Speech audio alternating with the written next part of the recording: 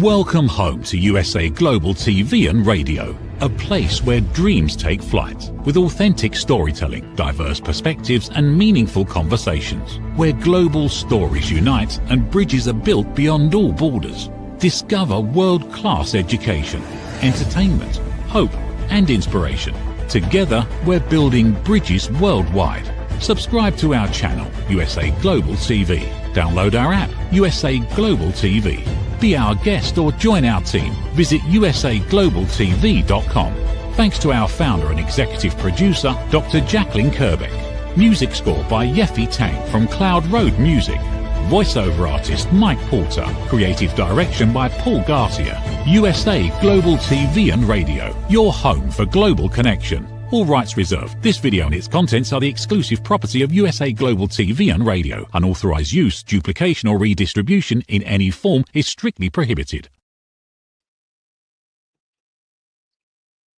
Have you ever attended an event or been somewhere just going through your normal schedule of your day and had no expectation for something incredible to happen? Well, that's the story of our show today on Dr. Jacalyn Unscripted. My co-host is someone I met through a third person. We were just doing a TV show together.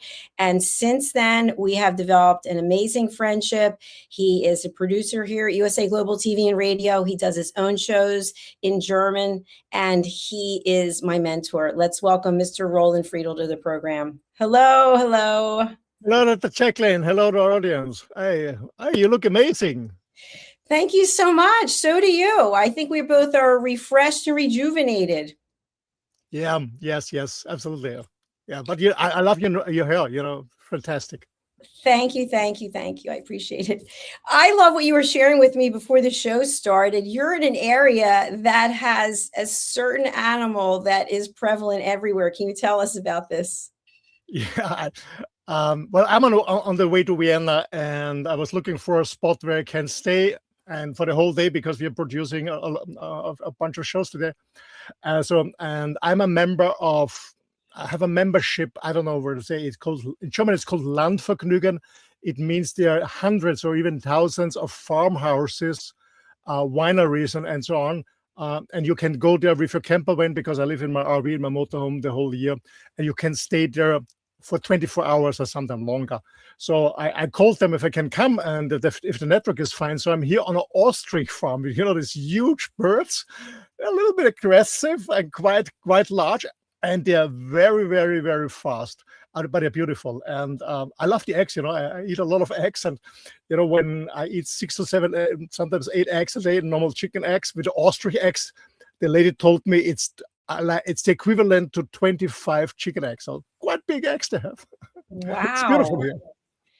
Do you prepare the ostrich egg the same way that you would a chicken egg?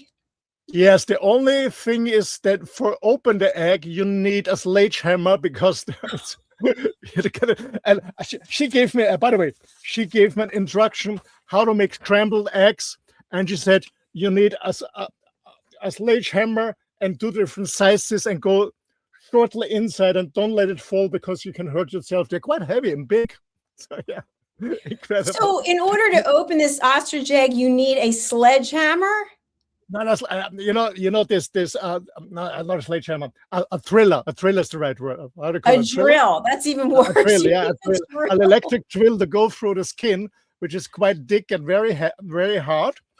And she said, yeah, you have to, first of all, you start with a 5mm thrill, and then with a 12mm thrill, and then you put away the skin, and then the eggs come out, and you can. It is one egg is a serving for 5 to 6 persons on scrambled eggs. Quite huge. It's amazing. So you haven't done it yet, but you're going to. Yes, I will. Of course, I'm here. That's right. I would love if you would videotape that. I've never seen that before. That's pretty cool. Yeah, it's quite big.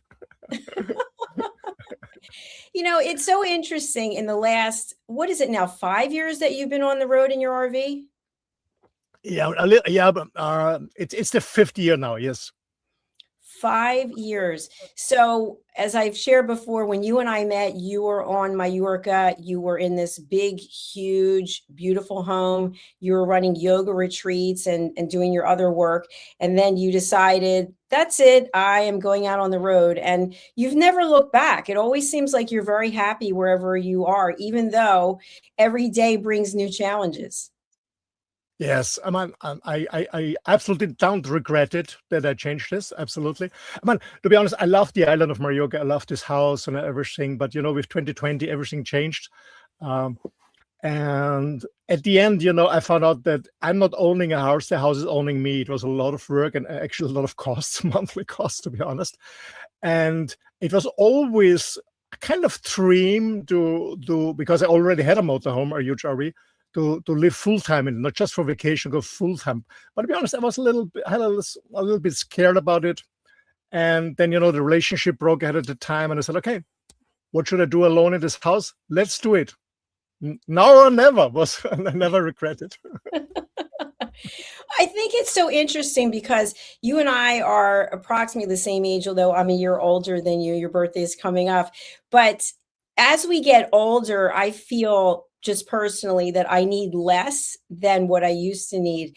And it's almost like making a decision of, for the next 25 years, 30 years, which would be a miracle, how will I live? Where will I live? So I'm just wondering, based on what you're doing now, does this seem like something that you could do if you wanted to? Could you do this for the next 25, 30 years? In theory, yes. In theory, yes, because I met some gentlemen who are 80 plus, very fit and still driving around. Yes. But I don't know if I would go so long. And to be honest, I don't make such a plan. I'm thinking about maybe settle down for 6 months at least in 3-4 years and 6 months traveling, so not the whole year. But I don't make any plans. So my plan is not having a plan. I go with the flow. I love it, always finding new places, new spots, meeting new interesting people.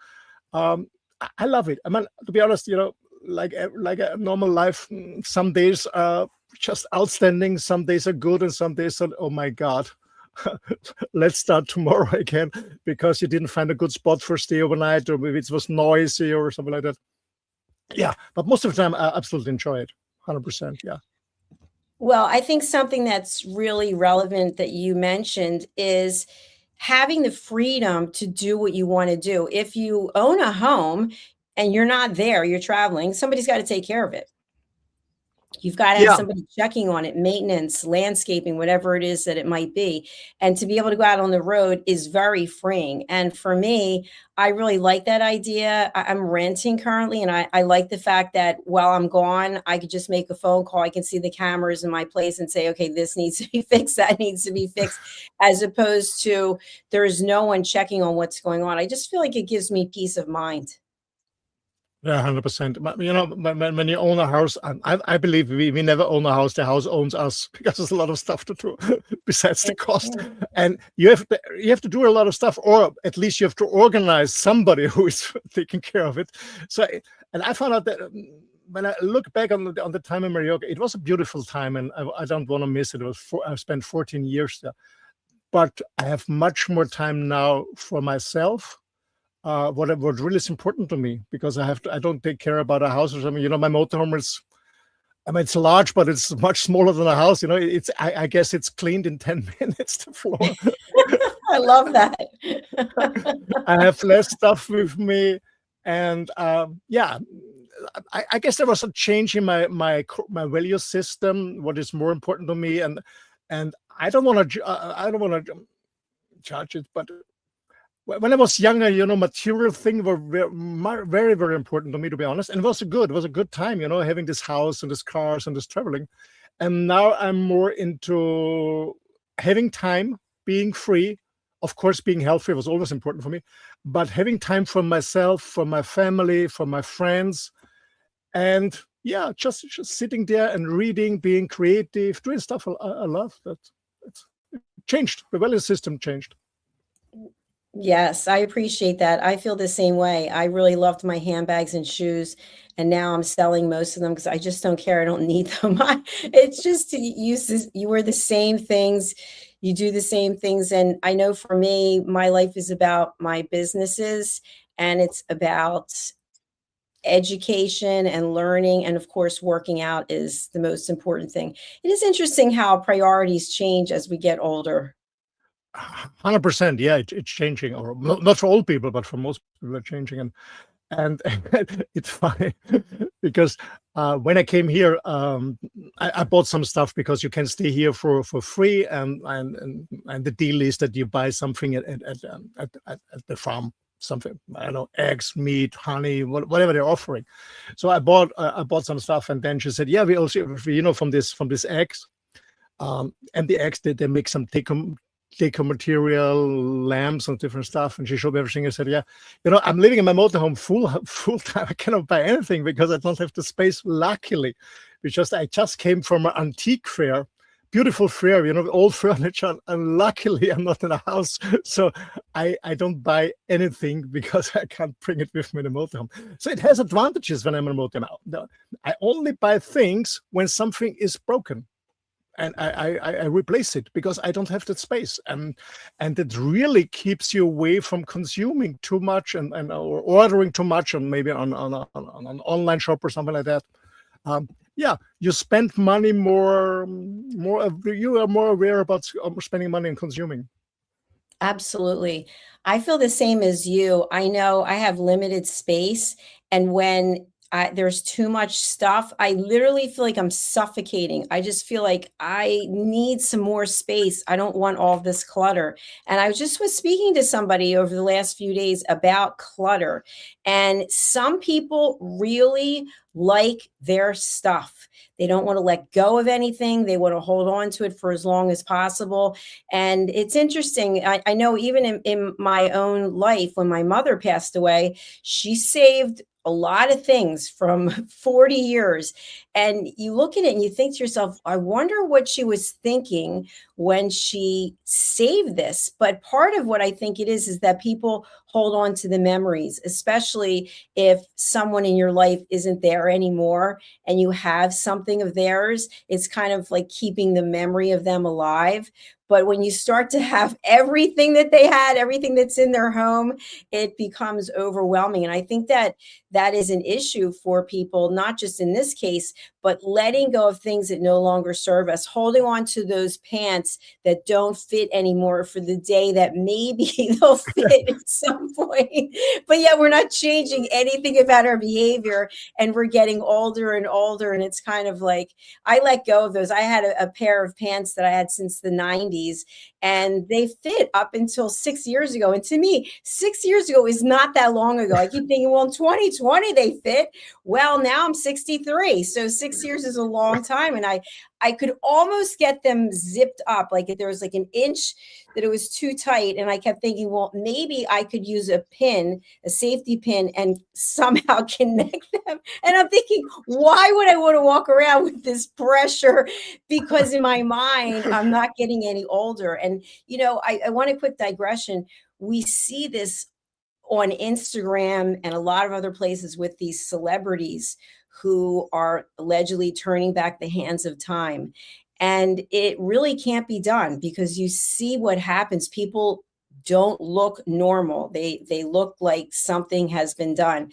So I feel like as a society, if we were to embrace, and I know they do in some places in the world, that it's not only okay to get older and look older, it's a gift because many people don't make the journey. 100%. 100%. I mean, getting old and gratitude. I mean, I would never do something with me, with my face or anything. And I also said to my partner, please don't do anything. Growing naturally is okay. It's part of our game. And I'm wondering. I mean, when you're in a certain business where you just sell your body, I mean, or your physique or how you look like, I understand it. Okay, I understand it. when we talk about Hollywood or actresses, of course, because for actresses, it's even much more difficult than for actors, for men to get a job when they become older. I understand this, but for the rest of the population, why doing it? Why doing it? Why doing it? And the other thing is, most men don't like it when women are doing some surgery. I don't know why women are doing it. They always say, yeah, you want to look good, but for whom you want to look good? That's the question, because most men don't like it. So I don't understand the concept, to be honest. Maybe you can tell me. No, I'd like to discuss it with you. And obviously, for our friends who are just joining us, we have no topic and we are just talking about anything that comes up. So I remember when I was growing up, there were certain people you would look to who were in Hollywood and you wanted to look like them. And if somebody said, oh, you remind me of so-and-so, it was like, oh, it was such an honor. And then you see that person, you remember them in a certain film or a certain TV series, and you see them cast in a role for someone much older, and they are older. You're like, oh my gosh, I don't even know who that person is. Like, I want to remember them from way back when they looked like this. And men typically, I'm going back years ago and I'm generalizing, they wanted a younger woman. So you would hear stories about men who would leave their wives for their secretary. We used to be secretary. And again, generalizing, because their skin was different. Their energy level was different. And I think that that's been ingrained. And I kind of feel like when I look at my mother, she was always beautiful, even till the end. But she didn't look like she was 20 years old. So I think what it comes down to is you have a certain group of men who want a woman who looks substantially younger. And many times I think that's because the man himself is insecure and doesn't feel good about himself. So if he's with a younger woman, then that says something about him. But I don't know. I'm just hypothecating. What are your thoughts as a man? Well, I know that some men are scared about their own, that they're dying in their 60s, 70s, so that they believe they can prolong it, their youth with a younger lady. A few of them, yes. Well, when you ask me as a man, of course I want to have a good-looking, young-looking lady. I mean, my partner, she's in her 50s, but she looks good because she's working out, stopped smoking, not drinking much, eating healthy. So I think looking young naturally because of a healthy lifestyle, I think it's much better than doing some surgery. That's my belief. Yeah, no, I agree with you. But let's take, for example, okay, so you're 61, you're with a woman in her 50s. Okay, I'm 63, I'm single. So if I were to look for someone, it would be someone who's probably 63 or older. And so if a guy who's, let's say, 80 finds me attractive, then I have to deal with all the issues that are going to impact someone who's 80. And for me, just taking care of my mother for 3.5 years, you have to seriously look at these things. It's not like you're growing old with someone, right? It's not like you met them X number of years ago and this is the journey of life. And then for a guy in his 80s, can he keep up with me? Probably not. I don't see him going to Solidcore, but he probably can't keep up with me. So then you have to look at, well, do I really need someone in my life? Now, let's say that there was some guy in his 50s who was interested in me. I might think to myself rationally, well, how long is he going to be interested in me before another woman comes along who's younger? And it just makes sense. If you think about maybe a guy in his 50s wants to have children, hasn't had children yet. Well, it's not going to be with me. So there are things rationally, logically that make sense for why things are the way they are. Well, first of all, I believe that most guys in their 40s and 50s can cope with you because you're so fit. Well, thank you. I appreciate that. Yay. So, yeah. Yeah, I remember when we met in person, it was in June, it was a warm day. I don't know how many miles we made in the center of Vienna running around, and you're still keeping up with me. So you're very, very fit. So. Well, thank you. Thank you. I appreciate that. Yeah. And you're very fit also. So that's the point, though. Do you see yourself at 61 if you weren't in this relationship? Would you go out with someone who's 70? I'm laughing even saying it. Like, would you date a woman who is 70? Well, to be honest, I don't care about the age. I care about how fit a girl is. I mean, when I meet someone in their 30s, yeah, what is quite young, half age of myself, and she's heavy smoking, drinking, sitting on the sofa, not moving. No, thank you. You know what I mean? No, thank you at all. For me, it's not a number of age. It's a number of mindset and how somebody is. Yeah, their belief system, their mindset. And if somebody's taking care about themselves and eating healthy and not drinking, occasionally, of course, a glass of wine, but not really drinking, not smoking, into sports, not extremely, but into sports, into working out. This is for me much important than just a number, the age. Okay, but let's talk. Let's just be very frank. Let's talk about what is very hard to cover up as we age, and that's our skin. I do not have the same skin as a 20-year-old, a 30-year-old, a 40-year-old. I mean, it's obvious, especially where I work out. A lot of the women are wearing midriff tops, and you can see their skin. And you know right away, you know that is not a woman who's in her 60s. And even if someone goes and gets surgery or gets, procedures, you can't get procedures on your entire body. I mean, let's be honest. Maybe you could, but there's some giveaway to the skin. So as a man, how do you feel when you see skin that is not supple and the way that it would be if you're in your 20s or 30s or 40s? Well, my partner's killing me now. She has also some issues in two parts of her body, but yeah, it's part of the game. And not in my 20s. I'm sorry. It is like it is.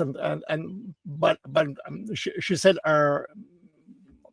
if I'm thinking what I think about it, and I said, hey, it is like it is. If you want to change it, change your diet, do more workout, focus more on different parts of the body and stuff like that. And then it's going to change. Maybe not 100%, but I know it's going to change. But do it because you want to do it, and it's not because of me. But you can always change. But of course, also here, my arm also here, I'm training out, but the skin is not the same. Same with me. I'm not worrying about it. It's part of the game, And so it happens with men too, is what you're saying. Sorry?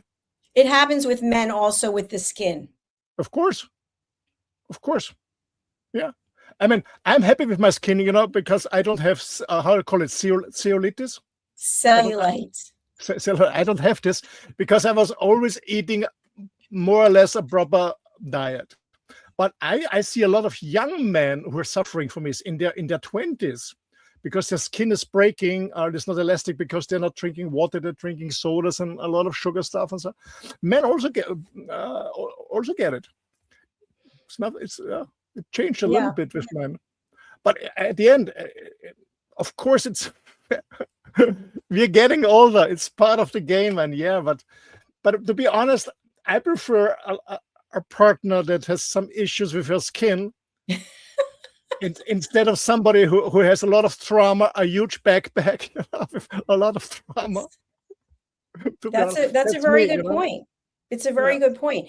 I feel like, and I'll just speak for myself, I feel like this skin issue, like there used to be something where if you pulled your skin like this, and it's like, I forget what it was. You could tell how the elasticity in your skin, right? And it starts to change. And so I know for myself, giving up wine and giving up sugar, today's day 129, which I'm not going back. So at some point, I think when I get to 6 months, I'll stop counting. But what I've noticed is that as I am leaning out, I still have the same skin, and that skin has been stretched a little, like over, like you can see it in the crease in the elbow here or at the knee. And I remember I think I shared this with you, but one day I was at hot yoga and I was doing shoulder stand and it put my legs up and I was like, what the hell is that? Whose knees are that? It looked like my knees were sliding down. And I was like, wait a minute. No one told me this was going to happen. I didn't get the book on, hey, by the way, your knees are going to move. And that was sort of a wake-up call for me that all of a sudden these things happen that you didn't expect. So I guess we can't obsess over it, but at the same time, I think it's part of dealing with the fact that as we get older, things change and maybe we didn't anticipate them. Yes. I mean, when we're getting older, we dehydrate a little bit more. We know that people in their 60s and 80s, the percentage of water in their body is much lower than on a young person. And it's more difficult to keep the water in the body. And it's all about hydration and yeah, working out and nutrition. It's difficult, but I'm happy with my body. But I know I'm getting older too. So I quit. So I personally quit carbs more or less. So I just eat animal-based food that really helped me to get away from sugar and from cravings. I do my best, but of course, we're getting older. But to be honest, who cares? Who cares? It's part of the game. I mean, we all know that someday we're going to check out, we're going to die, or at least our body is going to die. Or it's part of the game. I mean, why should I determine myself just on my body? I'm more than my body. I'm just more than my body. And my self-esteem doesn't depend on my body. And if I have an issue on that, I can change it. I do more workouts. I work out harder. Maybe I do a different diet, more fasting if I have an issue with that. But it doesn't bother my self-esteem. No, I think that makes perfect sense. Yeah, I think that makes perfect sense. And I think also what I found that's really interesting is that I'm still getting stronger. And that to me is sexy. It's kind of like, well, if I take every class, yesterday, I started running again. I went to solid core and then I went to GTX class, and GTX is half on the treadmill and half on the floor. And for the treadmill piece, we were doing intervals of 2 minutes and then switching with a partner who was doing things on the floor. And so I decided to do 1 minute walking, going uphill, and the other minute running. And I haven't been running since I fell off the treadmill in August last year. And I thought, you know what, I'm just going to start running. And it felt great to know, because I always loved running and I think I'm a good runner. It's just that for some reason I trip with my right foot, like every now and then. It's kind of like a wake up call, like, oh, I might be falling off the treadmill again. But the point is that I am really grateful about the fact that I'm still able to get stronger with each class. And that to me is very sexy. So although my skin might not look the way that it used to, and by the way, when I was in my 20s, I didn't like the way my skin looked. So I could go back in history. I could look at, actually, when I was in the plane the other day, there was nothing to do. So I started going through my photos on my phone, and they go back to 2012. And so looking at some of the pictures, and I said to myself, you know what? I remember when that picture was taken and I didn't like how I looked then. So nothing's changed. It's obviously here. Yeah, 100%. 100%. Yeah. Oh my goodness, it's crazy. So let's talk a little bit about the work that you're doing as an author. As an author? Yeah. Oh, yeah. Well, I don't know if I can call myself an author already, but I published 2 books. I published a German book, or a book in German. It's a Daddy, Where Are You? It's about 22 stories from different men and women from 7 different countries, writing down their story, how they remember in their childhood and their youth about their non-present dad. So it's a more psychological, personal development book. That's one. It's more to come on this. And there's a book out in English. It's called The Innovation Age. It's a business book. The content is a very practical one that I was facilitating or teaching to thousands and thousands of salespeople and sales managers all over the globe for tech companies, for the big tech companies over decades. That's a book. And the German edition, actually today I was editing. I spent 2 hours in editing. The German edition is coming out soon. So thanks to Red, who is supporting me, our dear colleague, who is also running her amazing shows. For example, the Corner Book Show and Talking Heads here on the show on USA Global Event Radio is supporting me. So I'm editing the book, and I've finished almost 3 other books who will come out soon. I'll be a little bit careful about coming soon, because I found out the writing is amazing, but editing is a nightmare, to be honest. It's a nightmare. It's really an amazing job. So I'm more into writing because I love to share my stories. I love to inspire people. And I found out that this was the feedback of many of my delegates in my trainings or my one-to-one coaching or very close friend. They inspired me, encouraged me to write books, because I have a lot of stuff to say from my experience. And I want to go deeper and deeper, because I really love it. But the editing is something different. Maybe I should find somebody who does it for me. Yeah, the editing is always challenging, but I think one of the other things that's very challenging is book marketing. In fact, Red and I just were on a panel discussion about marketing, and I think what happens pretty frequently is that we just think because we put a book out there that everyone is going to flock to it. And what people don't realize is that new books are being released every single day. Also, we may be releasing a book on the same day that some celebrity or some extremely well-known author, New York Times bestselling author, is releasing a book as well. And I'm excited because on Ingram Spark, which is a platform where your books get distributed to bookstores, I saw that yesterday 2 of my books were purchased. And I was like, oh my gosh, this is amazing. 2 of my books were sold yesterday in bookstores. Like, I didn't expect that, because on a regular basis, you might have 0 book sales. So I still think Amazon is the best place for people to publish, because you get so much exposure. But at the same time, being in bookstores makes a difference. But what kind of book marketing are you doing? Do you have any movie trailers or book trailers, I should say? Well, the Daddy book was issued by a publishing house. And if you ask me if I'm happy, not really, because the communication with the publishing house is really bad. They don't do a lot of marketing, so it's up to me. The other book is I publish on Amazon. So what I do is on social media, I always write a little bit about what I'm doing with the Daddy book. I'm reading. Sometimes I read a few pages on a video and publish them on TikTok. That's what I do.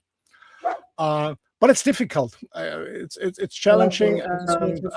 But for me, it's more about for me the journey of writing than the publishing is. And I know, because I remember before I published my first book, I did some research, and I guess there's some figures from, I don't remember, 2023 or 2024, something like that. I am in the YouTube studio, and I see your stream period. And there are only a very few books who are bestsellers, or meaning are selling more than 100,000 copies. So I love writing. I love sharing my stories, my experience with an audience, but I don't have. I don't think that we're gonna get rich by writing books, but I love what I'm doing. But it's not about making money. No, exactly. Making money, maybe we have to write some novels or history novels or crime stuff or something like that.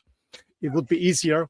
But I love to, I wouldn't say educate people. I love to inspire and encourage people. That's what I'm doing. Yeah. I agree with you. And sorry, I'm actually producing another show at the same time I'm doing this. So if you're wondering what's going on, it's difficult to do 2 things at one time. But what I love about writing a book, and we were talking about this, Red and myself, at the conference that we were attending, is to give your voice meaning.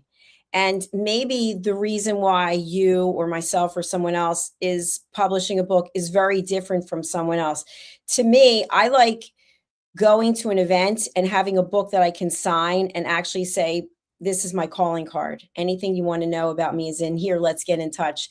Because that to me is a lot different than walking away with a bunch of business cards. You're like, oh, I don't know who this is. I don't know who that is, which is why people started putting their photographs on their business cards. But for some people, it is to get rich. For some people, it's the notoriety. For some people, it's the credibility. And to me, like I mentioned, selling 2 books yesterday, one of them was My Tummy Hurts, my brand new book for kids. And the other one was Elevated Listening, my original book. It's kind of like maybe it was 2 different people who bought it. Maybe each of these people will take something away from the book. And to me, that is an honor that I get to have some kind of positive influence in someone's life, someone I don't even know. 100%. So yeah, that's my same goal is maybe I can reach somebody who I don't know personally, different town, a different city or whatever, and he or she is purchasing for any reason this book, and I can make an impact, a positive impact on this person's life. I never met him in my life before. Absolutely. Yeah. That's what triggers me. And to be honest, what I also found out, what I really love in writing books is I learn a lot about myself. I learn a lot about myself in writing books, about my creativity, also about my discipline in writing, doing editing and stuff like that. I learn a lot about myself, to be honest, on writing too. Yeah, it's an amazing journey, because just for me, it's not just writing. It's showing, it's just showing up and really share, because most of my books have a personal story. Sharing my personal story and being, I don't say brave enough, but being ready to share and not hide behind the curtain, and it's going public. And I remember my first book, I finished it 3 years ago. It took me 3 years to publish it, because I wouldn't say too shy, but I don't know. It was a huge step for me. And the interesting thing is, most people say, hey, Roland, you're producing, you're on TV and you're on stages. Why are you shy in publishing a book? I say, I don't know. But it's an amazing journey, and I'm very thankful for that. And I'm very thankful for you, Dr. Jacalyn, because my first experience was being part in one of your books, and from adversity to excellence. And then you introduced me to Red. And so, yeah. Yes, to this book. Yeah. So yeah, I haven't had a copy of this book in years, and I ordered one for myself just so I could remember, because this was a big, important project where each chapter somebody was sharing their story. And to the point that you just made, when you go through something traumatic in your life and you actually share it through the written medium, it's so liberating. It's terrifying, but it's also liberating. And you put it out there in hopes that someone else will read it and come forward with their story. But I also think personally, my story is in there about when I was raped, and it was very therapeutic to put it out there, because when you're living in the shadows with something because you feel so ashamed, or maybe you feel terrified that it'll happen again, or that you'll be judged, it kind of puts an end to that, or at least the start of an end to it. And so to me, I really appreciate that you took the time to share with me what you went through, and that we put it into Adversity to Awesome. And now you have your own book and books. And I think it's just a tremendous testament to who you are as a person, and being willing to put yourself out there to help other people, as you always have. 100%. Yeah. Thank you again. Thank you for this opportunity, because it was a starting point for me. And with this Daddy book, Daddy, Where Are You? It was also because my dad passed away 6 years ago, and had no time to talk to him, and we had a very bad relationship. Even we had no relationship together. And for me, it was a kind of, I wouldn't say therapy, but a kind of way to rethink about my childhood, but also to forgive him what happened in the past. And I'm just say thank you for being my dad, and you did the best that you could do. I mean, it wasn't always good for me, but maybe you couldn't do better. And it was really liberating for me, and a kind of healing. Absolutely. And that was the goal of this book, or the motivation for this book, is that I know many people have had the same issues with their dad. So yeah, that's all about it. I think you just mentioned something that's really profound, which is sometimes we hold on to this anger about someone who's not here anymore. And, I'm like this because you did that, or he did that, or she did that. And that doesn't serve us. And I think if we can give people grace and just say what you said, the person did the best that they could, because many times it's what they experienced when they were growing up. And I know that we had a lot of dysfunction in our family going back generations, and people take what they take. And I don't know that people had access to a lot of the knowledge that we have access to today. You've done your shadow work, I've done mine. I think in prior decades, that wasn't really welcomed. It was kind of like, what are you doing? It's even maybe 20 years ago when people were working on themselves, it was kind of like, what are you talking about? The universe, spirituality, what is all of this? And so I think that as time goes by and people focus on their mental health, part of what we have to do is release some of the anger we have. That doesn't mean we have to forget, but in order to forgive someone, we're actually doing ourselves a favor. 100%. And what I learned and was also telling other people is, with this daddy example, is if you don't forgive your dad, or if you don't accept your dad, you don't accept half part of yourself, because half part is your mom, half part is your dad of yourself. So if you don't forgive them, you don't forgive yourself, because you're part of it. That's right. That was my learning, and it really helped me. And as you said, Jack, it's so good to let go, to speak it out, or to write it down, whatever it is. And another thing is what I learned from a friend of mine. Because I don't know how to count it, but we have 90,000 thoughts every day, and most of the thoughts are not good. They're not very self-motivating, whatever everything. And what I do is I have a book. Sometimes, I just write down what's in my mind. Just write down. So, for example, I have to write down what's in my mind. I don't know what. So I'm writing down, and it helps me to get rid of this in my head. It helped me to get rid of it out of my head, because I write it down.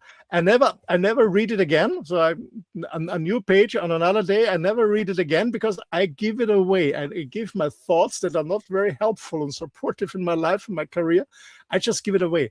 And I learned this from writing. It's a kind of therapy, just writing down what's in your mind, and then it's gone. Then it's gone. It's very freeing, very liberating.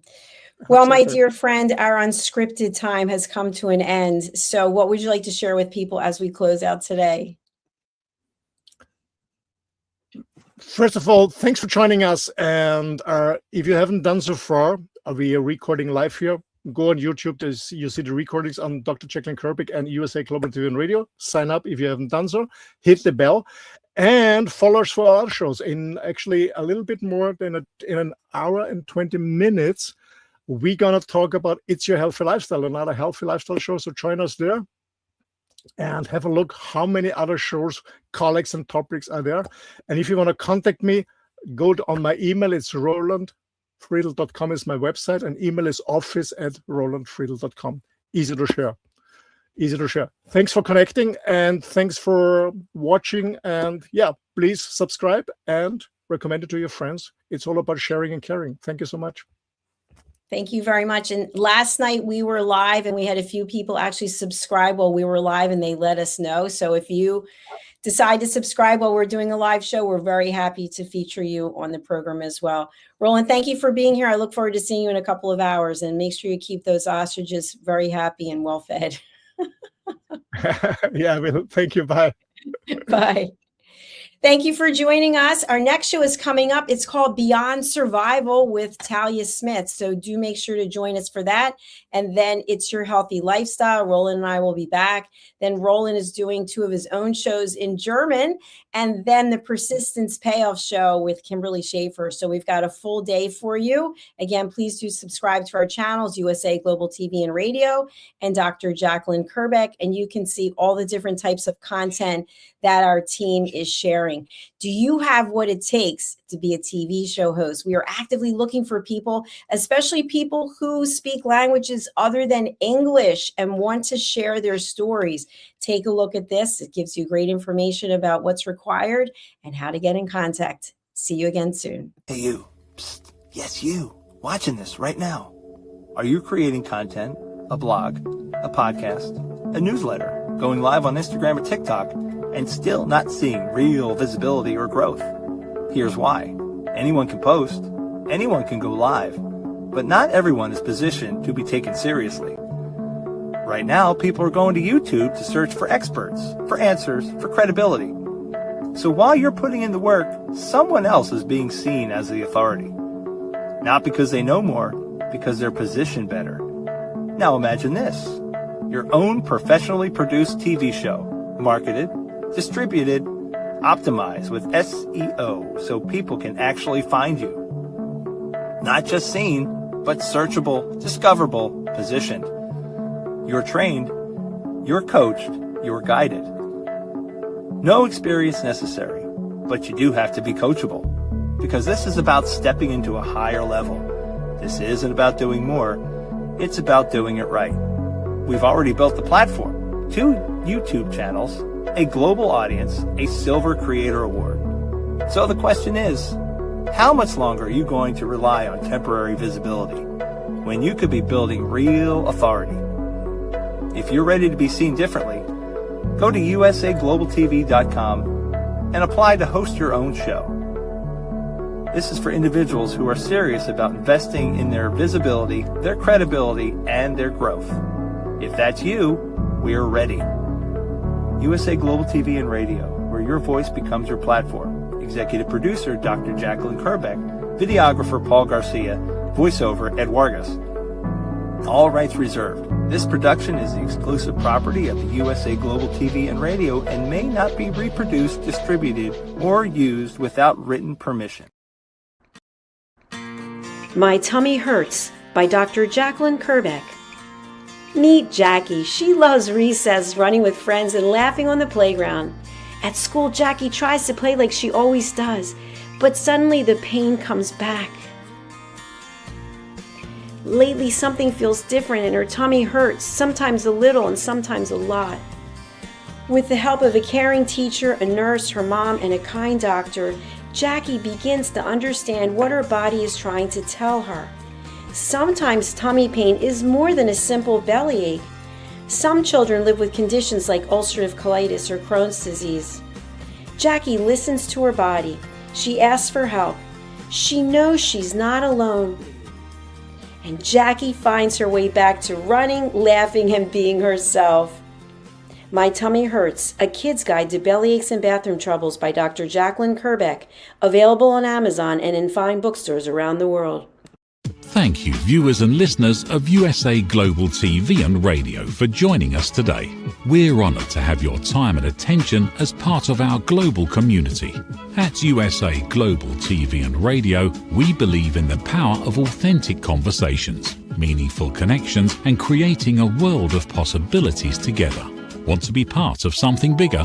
Join our team of elevated listeners at usaglobaltv.com, a space where your voice matters and your ability to listen transforms relationships.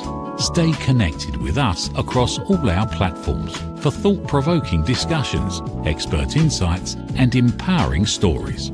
Subscribe to our channels at youtube.com/c/usaglobaltv. Follow us on social media and explore the endless opportunities we're creating for growth, learning, and inspiration. Together, we're not just broadcasting, we're building bridges and changing lives one conversation at a time. For inquiries, contact us at info@usaglobaltv.com. Produced by Executive Producer and Director Dr. Jacalyn KERBECK. Voiceover by Mike Porter.